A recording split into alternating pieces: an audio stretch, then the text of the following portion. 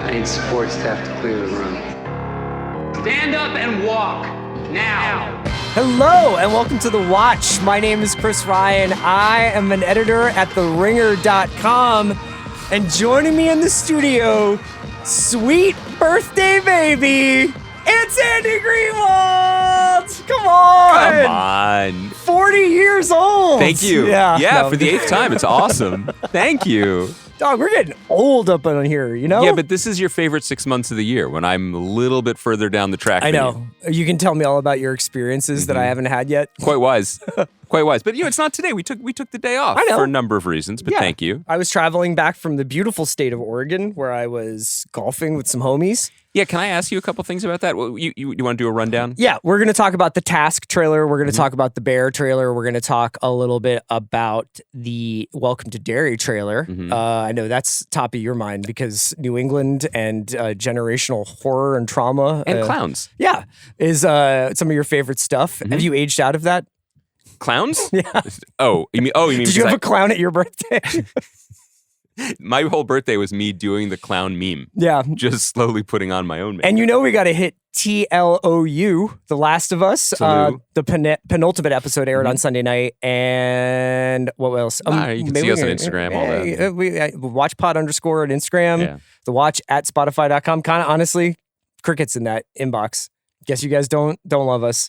What else? You can watch us on the Ringer-TV on YouTube, and you can watch us where you listen to us on Spotify. Kai, do you want to sign us up for some Substacks just so that it seems like we have more business in that email address? You can choose the politics. That inbox was really popping during the pit. And during then the pit. The doctors. All the doctors wrote us, and then nobody wanted to talk about Andor. Okay, how about this? If it's only for doctors, I do have kind of a weird red mark on my arm that people don't like talking. I mean, I was curious about it. Was it a bug bite? You don't know. Okay, I have a couple questions for you. I have some questions for you. Hit me. Go ahead. This is beautiful. It's a free-flowing conversation. Yeah. Congratulations on your golf weekend.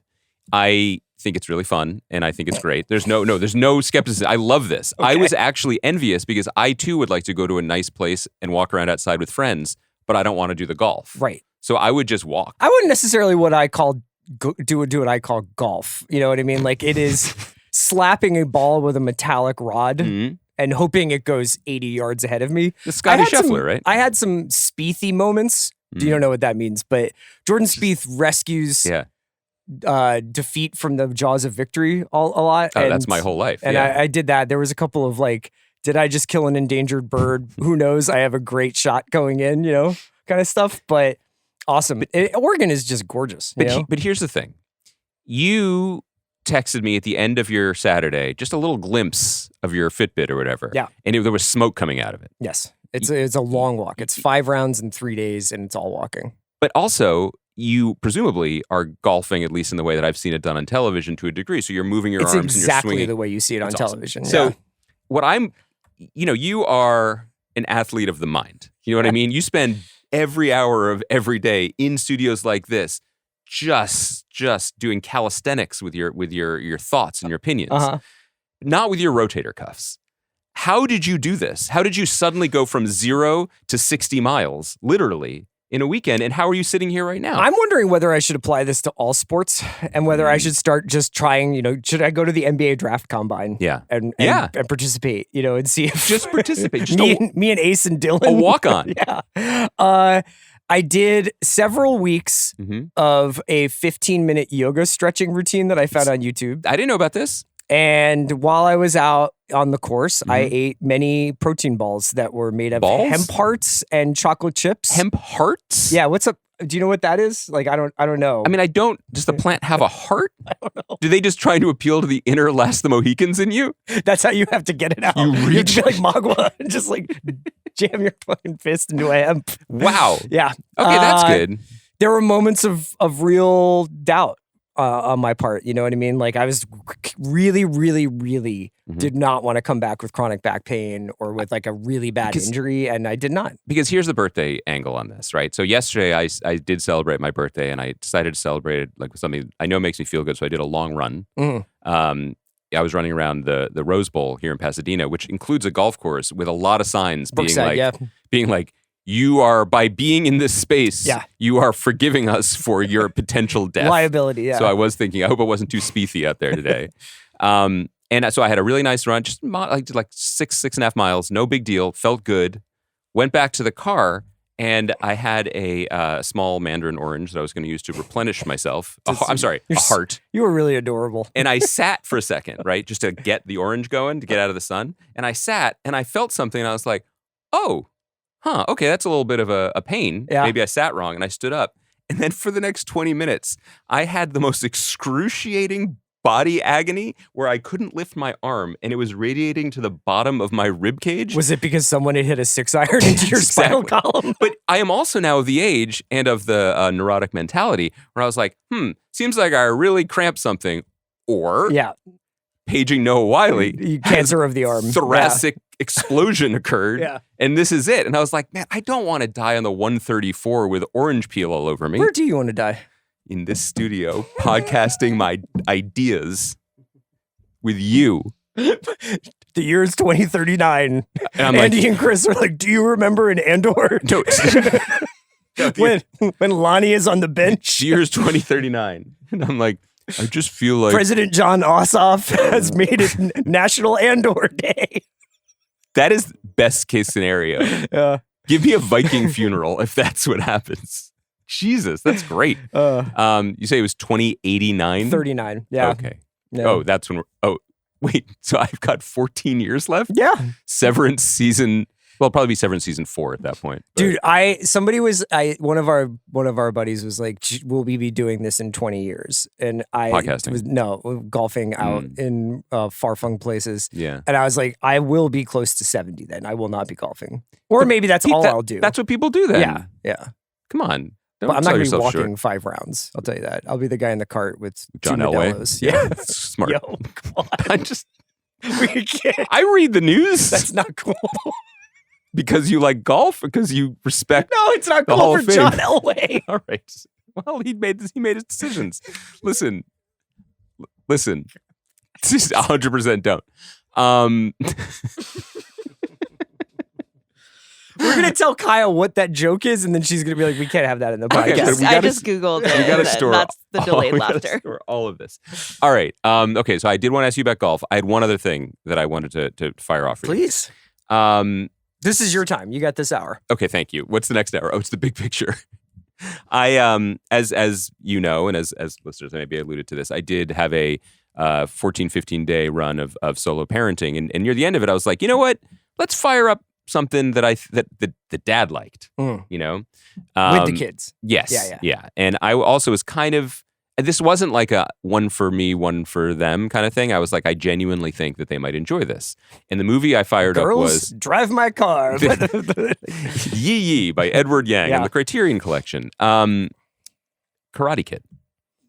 Yeah. I fired up the Karate Kid, which when we were 7, that was the greatest movie I'd ever seen. That was never really my thing. What? Yeah. You weren't into the Karate Kid? Not really, yeah. Look at this face. I thought like the duck thing, what was it? What's that? The crane? The duck thing? What's he do at the end? Crane, yeah. That was cool. But like the rest of the story, I was like. So you were bored for 90 minutes until he raised his foot and kicked a dude in the face? Yes. Yeah. Was your set 1984 mostly like the one friend whose parents let him rent Commando?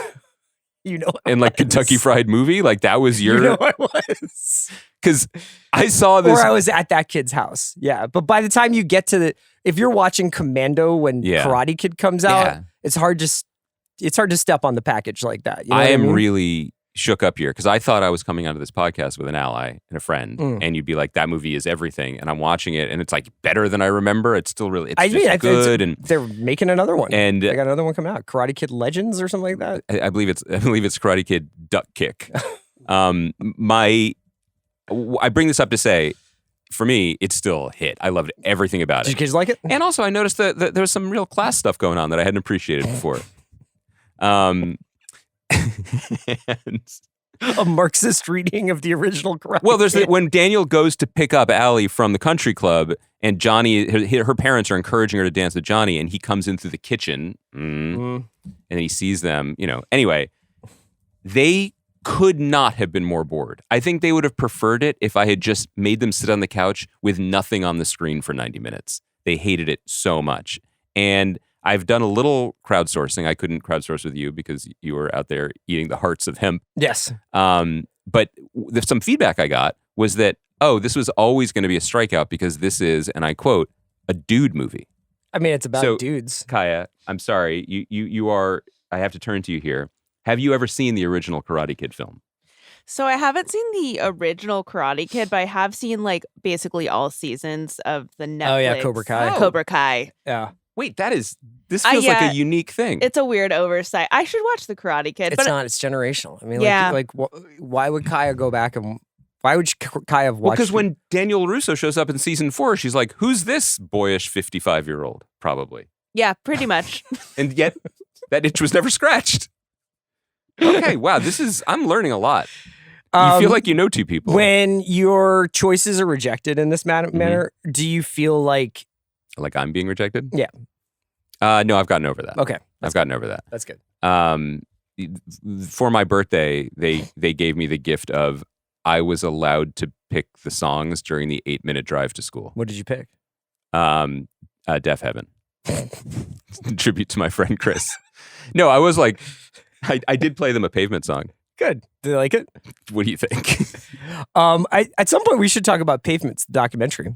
Oh yeah, I've seen some movies recently. I know you have. Why don't we bunch those all together for Andy's Cinema Festival? You know? Yeah, so people can kind of tune out. Well, no, but like if we get to see Mission Impossible this weekend, we can put together all the films That's that right. you've seen recently and just run them. I could be like, down. Guys, 4 weeks ago I saw Friendship and it was funny. That's my review. Let's talk about some TV that's coming up later in the summer and early fall. And the most important thing. Oh, you're right. It was Karate Kid Legends. I'm embarrassed. Well, I saw it on a poster when I was going to see Final Destination Bloodlines. By the way, you didn't blink when you just said that. It's a really important movie. Do you know that one thing? Obviously, I've never seen any of these movies. I don't know why. They're really funny. Well, I did see a clip from one of the movies that was pretty funny. I didn't realize how over the top they are. But one thing that I appreciate is that, while I think it is relatively known that I don't watch horror movies, there's now a small cottage industry of friends who call me as they exit the theater from horror movies. You called me. Tim Simons called me saying, "Hey, guess what I just did?" And I was like, "Did you just see Final Destination Bloodlines?" And he was like, "How did you know?" Did he really? Did he like it? Yeah. Why don't you have him in this chair? I want to talk to you a little bit about Task, which is the new HBO cop drama from Brad Inglesby, who gave us Mayor of Easttown. Every time I say Mayor of Easttown, does it sound like I'm saying Mayor of Easttown? It does. Of course it does. Yeah. Brad Inglesby, who did Mayor of Easttown. The trailer dropped last week and aired before this Last of Us episode on Sunday. Yeah. We just missed it. I think it dropped as we were recording last week. I want to say something here. Thank God. Sometimes there's a show. I won't say a hero because what's a hero, right? Uh-huh. But sometimes there's a show, and I'm talking about Task here. Sometimes there's a show, well, it's the show for its time and place. And that's Task. And the time and place is whatever time it is, wherever you are. You may be saying to yourself, Andy, Chris, weren't you guys just pumping Dope Thief like 6 weeks ago? Yeah. And isn't this show a Philadelphia set home invasion cop drama? Eerily similar to Dope Thief? More so than I would have expected, yeah. At least in its premise. But I may be at 47-year-old child-free. Mm-hmm. This is my son. Task is my child. I can't believe how it felt. When I saw Alice and Oliver, and I was just like, I can't believe the Conversations with Friends gang is back. There's some good faces hitters in this show. It stars Mark Ruffalo and Tom Pelphrey. Tom Pelphrey, who we haven't gotten in a big juicy role since Ozark, I would venture a guess to say. I haven't looked at his IMDb. Right. This is the kind of research you come to us for. But a Delco cop drama where Mark Ruffalo is leading a ragtag task force to investigate a spate of home invasions in the Philadelphia area. He's being directed by his captain, his superior, played by Martha Plimpton in genius casting. And while we watch this seemingly exclusively shot at night show and its trailer, yeah, Guns N' Roses' Patience is playing, the crescendo of that song. I'm like neither here nor there about Guns N' Roses. I think the great songs hit harder than anything ever recorded. Yeah. But like as far as the mythology, The as deep cuts. Axl and Slash and everything, like whatever. This is a great song, and when this song peaks, you might as well drink a bottle full of Molly water. And the fact that it peaks, they play the crescendo while all these dudes in bulletproof vests kick down doors and guys ride motorcycles. I'm so ready for this to just be in my life, dude. First of all, I was thrilled because when I saw the trailer, for many reasons, like you laid out, first and foremost, you have that mask, I believe. I do. And I wore it on the golf course for 3 straight days. That's why I didn't get hurt. I also want to say that, like, for as much as we may get dinged sometimes for, I don't know, not preparing a lot or, not Googling. No, nobody gets mad at us about that. You seem to have taken this trailer, which you viewed last week, and then gone off like Alexander Hamilton with the Federalist Papers. No, and this you have actually, just honestly, like when it comes to shit like this, I took the Limitless pill. Like I immediately, the screen disappeared and it was just ones and zeros and I understand the code. And it's just like, I know when it's time for me to step up and I will step up for task. I will do 13-hour podcasts about every episode if you want. Can we let's talk about how deep the cast is, though. Go. Right, because you mentioned your gal Alison Oliver. Anyone in the Rooney diaspora gets a pass from us. Absolutely. Right? Also, the fact that she's playing like a young cop, that's cool. Raul Castillo, who's great God, he's so good in looking. He's so good in looking. Amelia Jones, who you remember from your Best Picture winner, Coda. Coda, haven't seen it. Did you not see it? Never saw Coda. I thought you were a movie podcaster. You just didn't see it? So every once in a while, I press eject. I'm not technically on the big picture. I'm roving third chair, and I don't have to do things I don't want to do. How did you score that gig? I didn't. It's just I have an irrepressible personality, and you keep inviting me back on. You do know yourself. that is self-diagnosis. Isaac DeBenkele, the great actor from Jim Jarmusch movies and many other movies. Come on, say his name. I'm not there yet. Wait, who? Double F, dog. Fabian Frankel. I was saving him. Okay, because I think there's other like great guys like Margarita Levieva, who was just on Daredevil and The Deuce. Yeah. I had one other one. Mickey Sumner. Oh yeah. I mean, who can pick among Sting's children? But she's one of my favorites. Yeah. But then there's the question mark. You want to talk about Fabian Frankel? He's big your knight of the Seven I have big Kingdoms. things planned for Fabian in this show. Okay. I think I actually came to really appreciate him on Dragon. And there's something about his swagger. Okay. And I've seen a few like Instagram reels where he's very excited to debut the Philly accent. And he was very excited to get involved with local Philadelphia cuisine. And all the British people on House of the Dragon are just like, whatever. But he's just like, no, it's all about hoagies and cheesesteaks and yada, yada. Right. I just can't wait to see this kid and see what he's got cooking. First of all, having spent a lot of time in London recently and having some of the best restaurants I've ever been to. That said, I think in terms of like foodways, I think cheesesteaks and hoagies are right down the middle for our friends across the ocean. You know what I mean? Like, I feel like they understand. For them, it's a flavor bomb. They're like, where is all of this umami and salt? Do you think? I mean, have you ever had like jacket potatoes or like, No, for them, when they come to Philly and the grease hits, like, you don't think they're like, what are these exotic flavors that are hitting? Grease? Dude, Have you like been to a chip shop? Eating in England, yes, but it's the seasoning part is on the customer there. Like they don't I see. They don't salt the food very well. Like it's a lot of. I know you like a clean piece of fish. I do. I do. I'm looking at the camera, and you like to take a little picture of some haddock and just be like, "Look at my little haddock here." Let me, completely untouched by flavor. This is what people tune into. You, irrepressible, joyful person people want to be around. Me, I'm happy with a piece of steamed fish. Yeah. And yet we make it work. I know, but I'm into this. Inglesby creating. Oh, go ahead. What were you going to say? But Pelfrey is from Jersey. Yeah, me and Pelfrey, we built on a podcast after Ozark, And I told you? him during COVID, it was like real deep COVID, but the NFL draft was like the first thing Yeah. that was live. It was like we'd just been watching Last Dance and stuff. And so I was just like, anything that even pertains to possible future athletics happening, I'm so excited. And was he with you? No, I did a Zoom interview was with he him. was he with Yeah, you? he's a huge Giants fan. And so I was just North like, Jersey, I was just talking about the NFL draft so intensely. He was like, I'm really happy for you, man. I'm glad the draft's coming.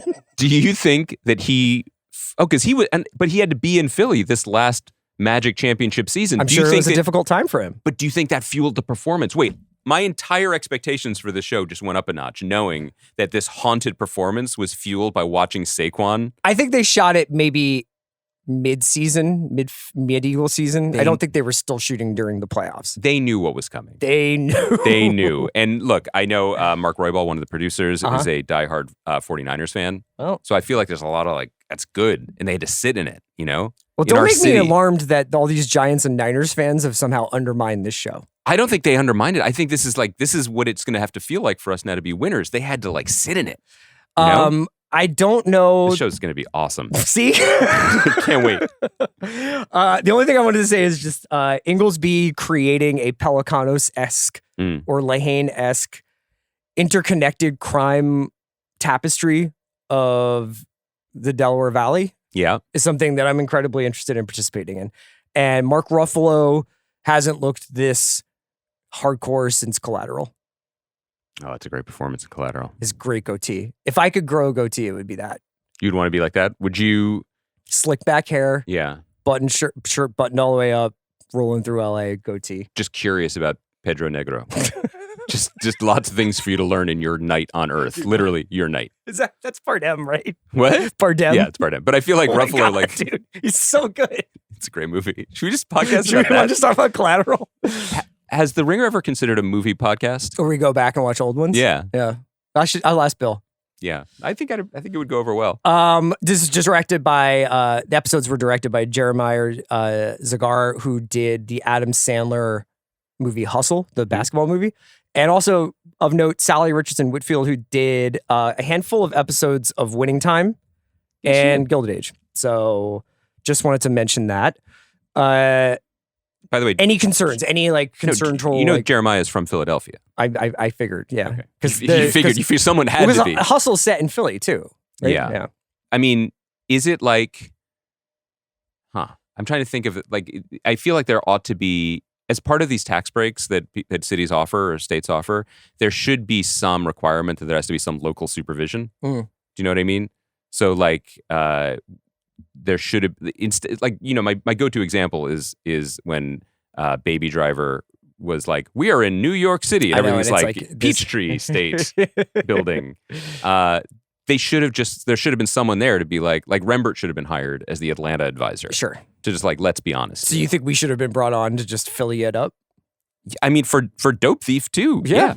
Because that was not Philly enough among its many other problems. At the end. The only thing I wanted to mention otherwise is we don't obviously get like much of a plot other than there's a crew taking down scores and these cops have to go find them. I don't know what Pelfrey is he an ex-cop? Is he a cop? Like I don't know how like deep it gets there. He's haunted.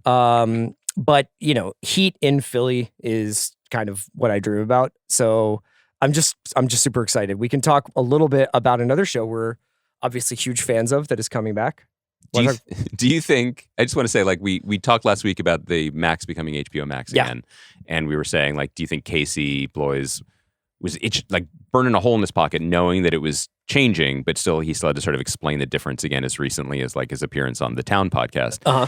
Do you feel like he was also dying last Thursday when he dropped the Task trailer on a day we record a podcast, after the fact? but you hadn't talked about it yet? Yeah, I'm feel sure. like- I'm sure that was keeping him up at night. Do you think Zaslav's like, Casey, what have you got for me? CR hasn't checked in yet. I want to talk to you about the Bear coming back. Okay. So we are not too far out No. from the big binge drop. I hope that works out for them. It seems to be doing okay. Yeah, I mean, it's really just a personal grievance. You Yes, know what of I mean? course. Like I understand there takes all kinds. We've obviously grappled with the 3 episodes at a time thing with Andor. We've worked our way through episodic week to week releases. Mm-hmm. The binges are the binges. They, you do what you can. Obviously, FX has data that shows everybody likes to watch The Bear in this fashion, and they're now used to it. I mean, that is the expectation. Yes. You know what it's like? I don't know if you've ever been to a restaurant, but sometimes at restaurants they're like, things are just going to come out when the kitchen is ready. I'm not a fan of that. No, I hate that. I'm not a fan of that. I'm not a fan of the sucks. salad coming after like a hot app. You know who I could do that. Yeah. Like if I was cooking, I promise you, I will not course it out. It will just hit. So if I'm paying you at the restaurant, maybe you help me with that part of the job. What were your initial thoughts after watching the season 4 trailer for The Bear? I felt it's hard to. Okay, you tell me. Is this just confirming my priors? Because I watched this trailer and I was like, oh, there's story here. There's more for this to go. Because I think that a sort of mixed reaction to season 3, some highs, not lows, but a lot of mid, I think, in terms of moving the ball forward or episodes feeling like they had the structure of what we've come to expect as episodes. The fact that, at least for the purposes of this trailer, it felt sharp, it felt direct. There's literally a ticking clock for the survival of this restaurant. It was a reminder of how much was left, if I may, on the table last season, but also a reminder that there is some dramatic arc here that the show kind of treaded water in last time. Yeah. So I was happy to see my pals again.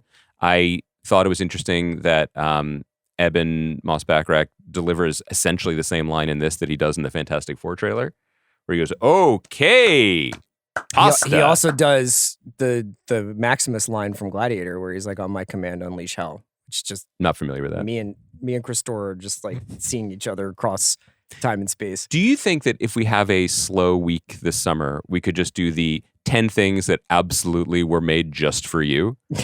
My list would be shorter. Mine would be the time that after I became friends, or after I started to like The Leftovers, Damon named Justin Theroux's horse Andy because they had ridden me. That's my contribution to the culture. Yeah. I feel like you have a lot more bespoke. Yeah, like Anna Karenina. Like that was for you? Yeah. Okay. Like Tolstoy was like, one day it's going to be a little homie. One day there's an irrepressible kid in Philadelphia, and when he turns 47, he's going to try and see if his brain still works. So he's going to read this book, one chapter a day. And it won't work. And I guess I wanted to ask you, what were the questions that still need to be answered by The Bear? Like, I watched this show for the experience, for the vibe, for the filmmaking, for the music, for the performances. It's a very I don't know, almost like it's, how you go to restaurants for atmosphere, I go to The Bear for atmosphere in some ways. That's right. I feel like obviously, can Carmi keep it together and keep this restaurant open? Is Sid interested in pursuing a professional life with somebody who she deems to be pretty volatile in Carmi? There's the family aspect of it. There's Richie's kind of maturity. But there is, Oliver Platt being like, you only have this much time to make this restaurant successful. Like, Brian Koppelman says it too. That's true. I don't know whether The Bear staying open or not is actually why I'm watching the show, but this is a real like concern troll. Like, what? No, look, I think you can, if you do watch the show the way clearly we don't. There are unanswered questions like the review dropped. What does it say? And the trailer sort of suggests that maybe it's not a 4-star rave. There are specific character beats and character journeys. I think the thing that I'm interested in, and I know I said this at length when we were discussing season 3, is where the show nets out on the subject of fine dining and of perfectionism and what it does to people and whether the goal is ever worth the journey. And there's some hints that the show is probably going, and I sort of believe that the show is going to end in a more like psychologically balanced place that may or may not involve some sandwich shop aspects coming back into play. But remember the thing last year, which was it was frustrating because it didn't go anywhere. It was just this like dumping of trauma on the table where it's like chaos menu, we're changing it every night, and that's the only way to win. Sure. There's stuff in the trailer suggesting that maybe chaos isn't how to have a successful business/life. Right. So I'm curious to see where it nets out on that. Broadly speaking, I've never watched the show to find out what happened to the Russian and Pine Barrens You know, like I like hanging out with these people. I like the way the show is performed and shot. I think I texted you this when the announcement came that it was coming next month. I did think it was interesting, and maybe it changed today because I didn't see, I didn't really look into the marketing materials. Yeah. But none of them said final season. You're not even the first person to mention this, and I guess I don't have an answer for that. It never occurred to me that there would be more Bear. No, possibly because of just what we already know about the direction of people's careers. I suppose, including Chris's. If I had to make a guess, that Maddie Matheson is like actually the most sort of viable person you could make a fun show about that would actually still be like, yes, I'm not in the Fantastic Four or a Luca Guadagnino movie or a Bruce Springsteen movie. Although I would like to see him in all three of those things. Yeah. He is the next Herald of Galactus. I think that I guess I was surprised because it is often a way to juice ratings and attention and ultimately award consideration when you make a big deal saying like one last service. I also think, again, no actual inside knowledge in this. We've not talked to Chris, I think, since the last time he was on the podcast, but I am sure there were informal conversations, even if they were just sitting around craft services being like, what if, about how they could continue to be in this business one way or another. I'm sure.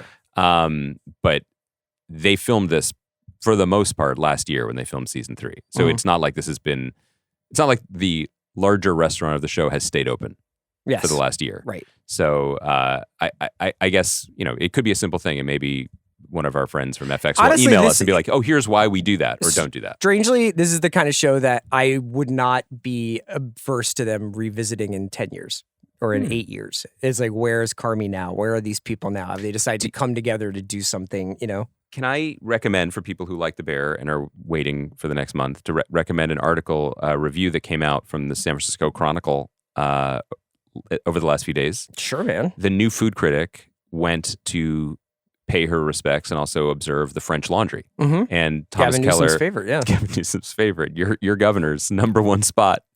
Do you listen to his podcast? I've seen clips.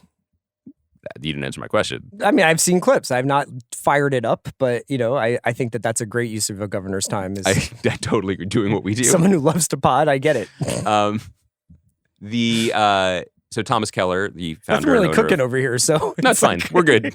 Kind of on autopilot. What does he think about the Welcome to Derry trailer? Oh, I can tell you. I just saw it on my drive down here. Gavin Newsom would probably be a sick third chair for us. Yeah, like people should do what they want to do, Yeah. and if what you want to do is be a podcaster, by all means, come on in. The water is crowded, but feels fine. You know what I mean? Yeah. I, on the other hand, have no designs on higher office. I would rather not be an elected official of California. Sure. So anyway, Thomas Keller, French Laundry is his restaurant. He made a memorable appearance in the season 3 finale. Yeah. Basically showing Carmi how to do a chicken. But his life story too. And it was very moving, I think. I thought that was moving. I thought it was sweet. And it was a different angle on a chef that some people are, a titan of the industry that some people are, in awe of or afraid of. But he's sort of had, he's been getting kicked a lot. Like the New York Times revisited Per Se and was like, this isn't very good. And then the New York Times did it again. Your girl, Melissa Clark, did a double. What did you do when you had the 2 guns on the subway? What was it? That's what Melissa Clark did to French Laundry and Per Se. Yeah. And so why? So it's a complicated conversation. I think the larger thing is that these restaurants are titans. They cast a long shadow. They are incredibly expensive, and for people who have that money and want to like splurge, they still are huge destinations. But why did you do the double drive-by? 20th anniversary and 30th anniversary of Per Se and French Laundry, respectively. And basically, a lot of it can be boiled down to like, we are all now living in this chef's world, but Grandpa maybe isn't keeping pace anymore. Okay. And so anyway, the new critic went to the French Laundry under a. She is not anonymous. She has a photo of herself, but she did book it anonymously with friends to review it again 2 years after the last Must be nice. previous critic reviewed it. Keller had her removed from the dining room to meet him in the garden. Really? So he could say, what are your intentions here? And talked about basically like very vulnerably about like how he's attacked. Well, and it's unfair. Sounds like he's become a little bit of a punching bag. And then was going to ask her to almost kick them out and then said, no, actually, I'm going to cook for you. No. And then wouldn't let her pay, even though that ran afoul of like anyway, it's a whole thing. She wrote very, I thought it was a very well-written piece. like captured his humanity, but also this is a crazy situation. Uh-huh. If you're interested in The Bear and the toll of restaurants, but also like what role any of these sort of fine dining places play or ought to play in our lives, I thought it was really a smart piece. That's a great recommendation from you. San Francisco Chronicle? What if it wasn't?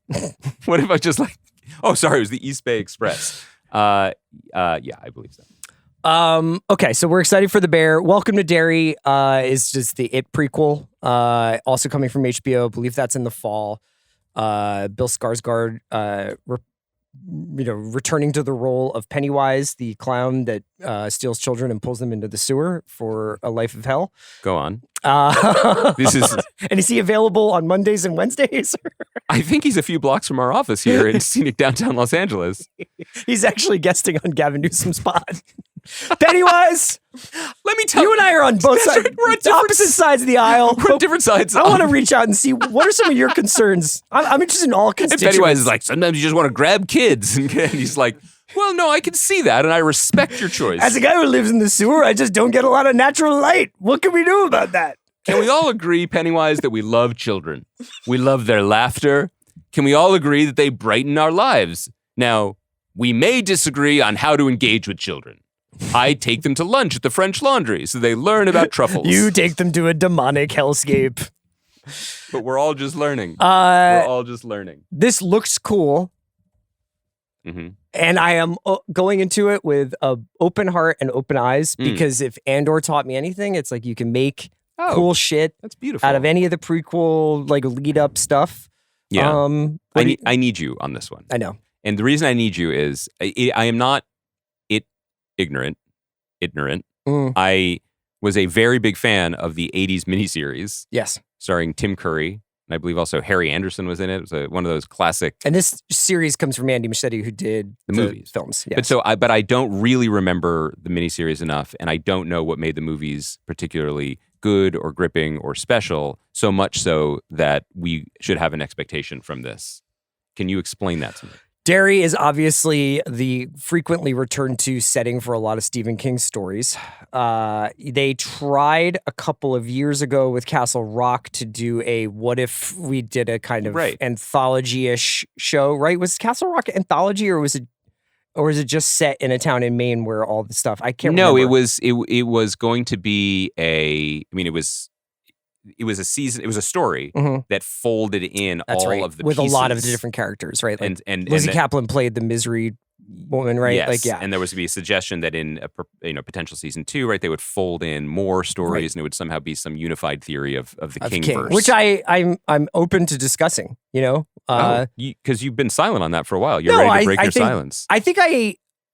Sometimes I think what I would say is that I really enjoyed reading the books when I was a kid, and I have really liked some of the movies. But when it comes to, I think I made a suggestion here last year or earlier this year that there needed to be like a Kevin Feige of the Stephen King verse, who is like, this is how we're going to lay out these stories and how they might connect. But there's a unifying vision of how we're going to do these. I disagree with that. Okay, cool. That's why we're podcasting. That's why we have a podcast. It's the first. That's the most we've ever disagreed. You think that Stephen King stories are better when they have individual voices kind of taking them in lots of different directions. I just mean it's cool that Andy Muschietti is doing this. It had everything from Stand By Me vibes to, the movie did. The show. The show, Welcome to Derry, this new trailer has a little bit of Stand By Me vibes. 1960s kids trying to, make their way in the world, and they encounter incredible evil. I'm going to be there for you, and I'm the HBO imprint on it makes me excited for it. And there's a good cast. There's Jovan Adepo, Chris Chalk. I mean, these are actors that I like in lots of things. Yeah, I'm excited. Let's get into, speaking of HBO shows, let's talk about Last of Us. Okay. There's a couple of different directions I want to go in, but this is the penultimate episode of a 7-episode season. Yes, we can confirm that. We can confirm that. And also, I think it's worth talking about I would actually say, despite the fact that we've been talking about this show for about 2 months now, abrupt feeling of this season. And we're going to be doing spoilers for the entire season of Last of Us. So if you were up until this moment, so if you haven't seen it, obviously you don't care what we have to say anyway. But I think abrupt is a word I would use for a lot of the things that have happened. Abrupt introductions of characters, abrupt exits of characters, the storytelling and the expansion from Wyoming to the Pacific Northwest almost felt abrupt. Like it didn't feel like a journey. It felt like they went into a little portal and popped up in Seattle and knew exactly what they were doing. You know, so there's been a little bit of a pacing and structural issue for me this season. And I obviously, like a lot of people, feel like there's a Pedro Pascal-sized hole in the back half of it for sure. But this episode and the faces that we encounter in this episode, including Pedro Pascal's, but also Tony Dalton and Joe Pantoliano. Yeah. Some of the best acting of the series happens in these incredibly small spaces. And I thought it was a remarkable reminder of like how good this series can be, even though those things are now almost becoming teases. Right. What did you think of the episode? Well, I'll start with what you just said. If you make the case for this show, I think you would pull two specific things from this season, actually. I think you would take the second episode, obviously, which is just an exemplary television production and filmmaking. And we should note that this episode and the following, the finale, directed by Neil Druckmann, who is obviously the creator of the game. Yes. Yeah. And this was co-written by his co-writer of the sequel to the game. I think you would also then point to this episode saying, with the resources we have and the artistic pedigree that we hope to bring to the show, this is what we can achieve. To do things that are, frankly, I don't mean this in a pejorative way, but can be something tedious about backfilling story, about catching you up through time, about doing, traumatic events or origin stories. That can be the most boring part of television to watch or make. But when you are doing it with some thoughtful writing and some outrageously talented guest stars, it can really get you a long way. So I'm happy about that. I'll also say that just in terms of my own, like what I want to spend my Sunday nights doing, I hear you. I would rather be celebrating Ellie's birthdays probably than seeing Jeffrey Wright torture someone with a copper pan. Well, I mean, we're all different. Yes. Again, these are these subtle differences that make me governor of California and you a trash clown that lures children into the sewer. But or the CDC of French Laundry, who knows? Yeah. Who can say?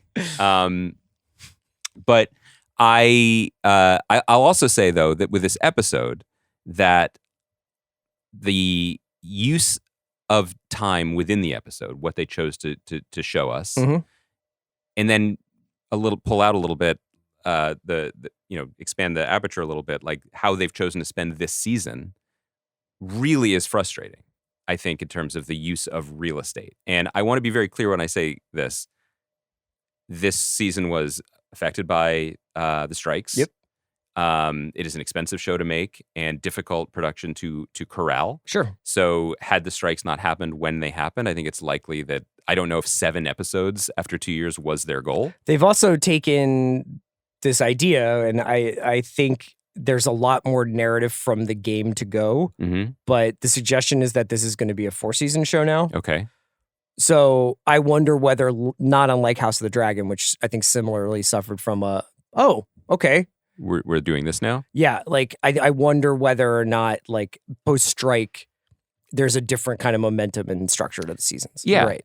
I also think that sometimes I think sometimes there's some bad faith listening to when we talk about things or when I criticize things, the implication that I'm like, oh, I'm criticizing this because I could do better.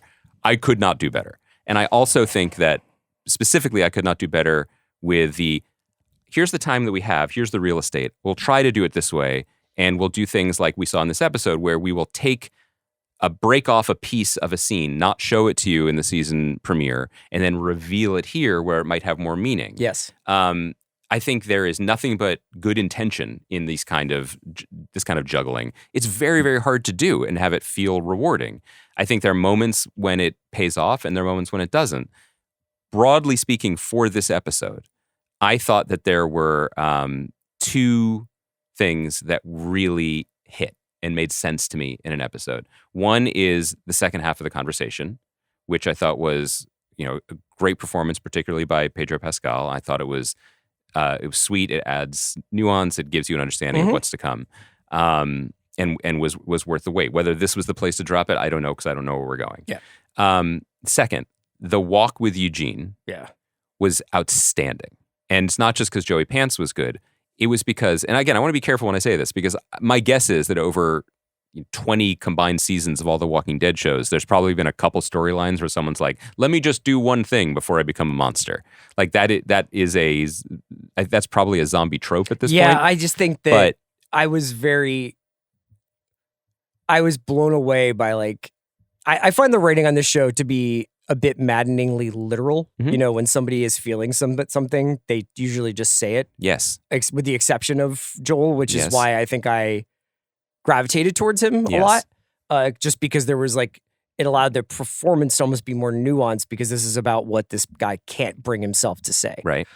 And not that everybody's a chatterbox, but it's like, I feel like the character will feel something and just sort of utter it, you know, pretty routinely. And the Joey Pants character was doing the same thing. Eugene was like, I gotta talk to Gail. There are things I need to tell her. Mhm. And, you know, we have rules, but then he pulls the gun and the gun's Yeah. empty. Like, just the desperation, Mhm. the humor, the humanity in that character, it like kind of snapped the show back into focus too. for me. I- And I almost feel like now I admit what's probably going to happen is that like you and I watch this and we're like, that's Tony Dalton, that's Joe Pantoliano. I would imagine 80% of the people watching Last of Us did not register Tony Dalton. Right. You know, I mean, Because they didn't watch Hawkeye. no, because Better Call Saul was like a little scene show in comparison Yes. to Last of Us, you know? And I don't think Tony Dalton is like a big star. So No. it's not like a huge get. It is to us. It is to people who have been watching TV closely.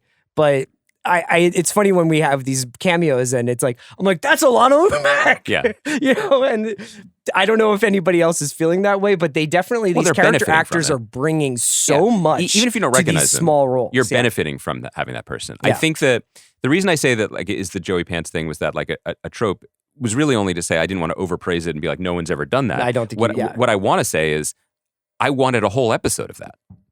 That whole walk.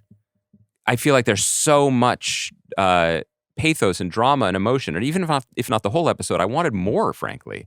And I you know, if Craig Mazin were here with us, he'd be like, "What was that bit with Gavin Newsom? What kind of podcast is this?" But the second thing you'd probably say was, this guy like sewers? he'd probably be like, "Me too," right? Yeah. But because we had to do these other things, and they did the best they could with it, and I get that. So I don't want to like judge the show harshly for what I wish we had more of. That said, that plus the setting. You know, they filmed this as part of the previous block before they moved, you know, when they were in the wilderness, and it was beautiful, and where he took them was beautiful. And I found that really, really affecting. Now, I guess I'm going to zag and say it's not a criticism that the older Joey Pantoliano is on a critical patrol run. Mhm. It actually is inspiring as someone who celebrated a birthday yesterday that I could still contribute to my society. Yeah. At that point, the way the show sometimes loses me is then there's a whole bunch of secondary things. Like, I'm not saying Joel should break the rules, break protocol. They make a big deal of saying he's a guest in this community even then. He is a expert marksman and bone shaver, by the way. Yeah. He can really make a guitar.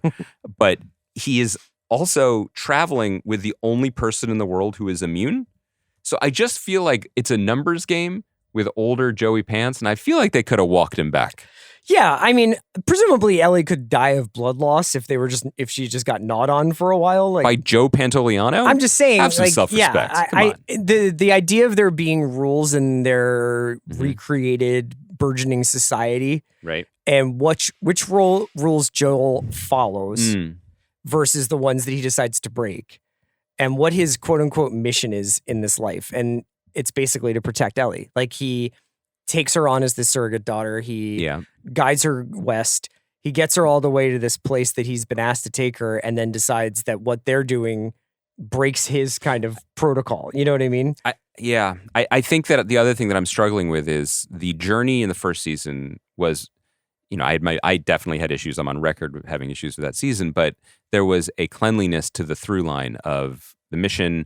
She's a magic item, like from a J.J. Abrams movie, right? Yeah. Like, she's can cure it. And then the magic becomes transferred to her person, and then he has to save the person because this is a magic person. The years following, what's interesting about that is that magic allure of she could save the world goes away, and then she becomes, like we all are, like a flawed person, who becomes a teenager, and that friction.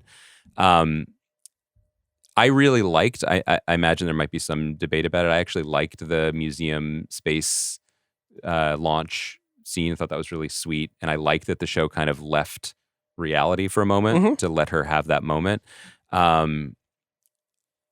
I still struggle with kind of buying the central relationship. And maybe this is a feature, not a bug, right? That he is just pouring everything that he didn't get to pour into his actual daughter into this vessel who is her own person. But I still find it tough. And I also think you were talking about the way the writing is sometimes declarative. I do think sometimes the writing lets Bella Ramsey down because her dialogue is just primarily being angry with an F-bomb in the middle of it. I don't know why I'm turning into a prude here because I now have a about to be 12-year-old who's become quite fond of some swear words. Oh, really? But what's her favorite? I wish I had a funnier one on the tip of my tongue. She likes the hits. Yeah. She likes pop music and popular swear words. I think that it feels reductive just how often you fucking lied to me, Joel. Like, yep. But what else? Yeah. I try more. sometimes to just kind of imagine like this is not a person who's done a lot of not reading, but like after they've kind of arrived at their teenage vocabulary, they've then become essentially an infantry person in an army against the Walking Dead. It's true. Of zombies. So they're not like myself, maybe banging out a chapter a day of Karenina. You know what I mean? Like, you know what I wish? Like, it depends what she's reading too, though, because like just to loop it back to Welcome to Derry. When you're a kid and you're reading Stephen King books and you start reading your first one, there is an element of like you going to your friend's house and watching Commando where you're like, oh, whoa. And he uses some salty language. Have we talked about this? That like I'm still have not gotten over reading The Stand or one of these books and like on page 18, after using all the other familiar swear words, one character goes, whoremaster. I'm like, what? Mom? But then... So explain this. In what scenario is it better to say that than some of the classic ones? Right. But maybe Ellie should try it. I also think, from what I can understand about I honestly read more about the discourse surrounding the show from game fans than I read the literal discourse. Oh, so what's going on with our pals? I think there's some disappointment about like this show on the part of the game fans. Right. This is one of those funny things where we'll watch a Star Wars show or a Marvel movie or whatever, and we'll be like, well, actually, this is BBY4, So was that me? No, but that's me too. But like, I don't have any investment in how this show goes one way or the other, as long as it's good. I do think in the next season it will be quite different. You are essentially tying a bow on the Joel story with this episode and with this season. That's changed. We've been introduced to Jeffrey Wright's Isaac character and Caitlin Deaver's Abby character. And we have the Seraphites. So we have this new kind of like landscape of adversaries out there. Ellie has a completely different mission now, which is essentially to get vengeance for Joel's death, that she seems to be prioritizing above all others, but now also has this knowledge of Dina's expecting a child. She's going to be a dad, she said. So there's that tension. And we are also in Seattle, where, as far west as you can get in this country. So like, I think this is going to now kind of settle into a different kind of series. Okay. It's just interesting then. And it is a little, you can't talk about this without talking about the strike. It seems like, and I don't think, neither of us have watched the finale or screener of the finale. We'll be talking about it next week. This is really House of the Dragon-y starting to feel to me, because we could potentially, for people who don't know or don't care, House of the Dragon Season 2 built up to what battle. Likely would be a super sick dragon battle, and then ended on the precipice of it being like, well, this is gonna feel good when it comes in 2026 or whenever it is. And I think a lot of people were left like, wait, what? I think we might be, is that a good Russillo imitation? I can work on it.